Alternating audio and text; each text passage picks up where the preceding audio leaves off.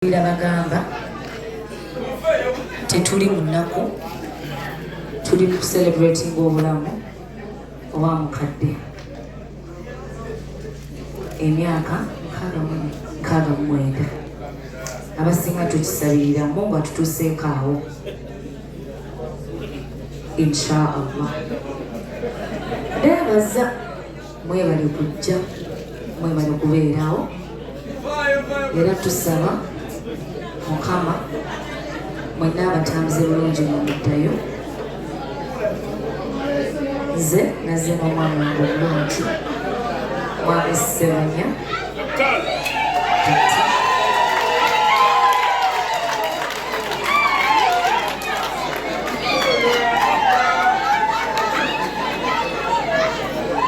kababuuzeeko obubuuza sisobola mukkiriza kuva wano nga timayoketteeko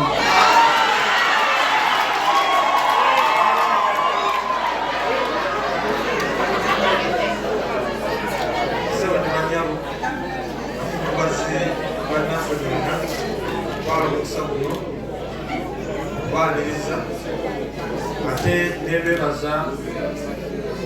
okwewaayo nekujja okubeera nga tukuŋŋaanira wamu nga tukubagiza ate era nga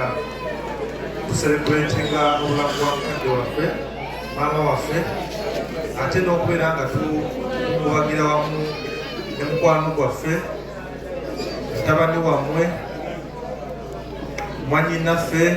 mwanyinammwe omusiime Mesach Semakula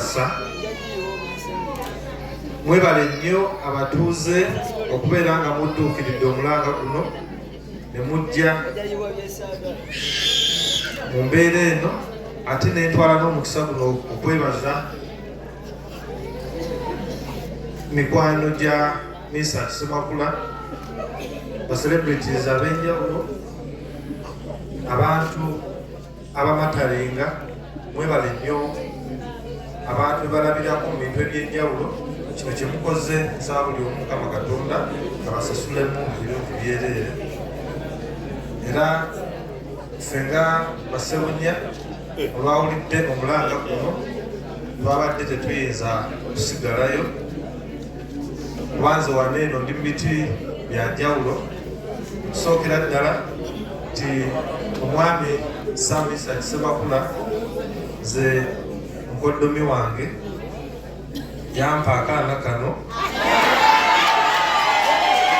era nsuubira sikakutte buli ate era ntwala n'omukisa guno okurecognizinga maama waffe omukyala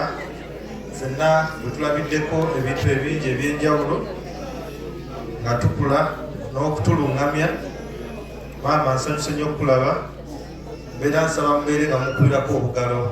omukyala Halima Namakula nsanyuse nnyo ate webale okutulungamya mu byonna tuli basiimu nnyo era tusaba Omukama Katonda akutukuumire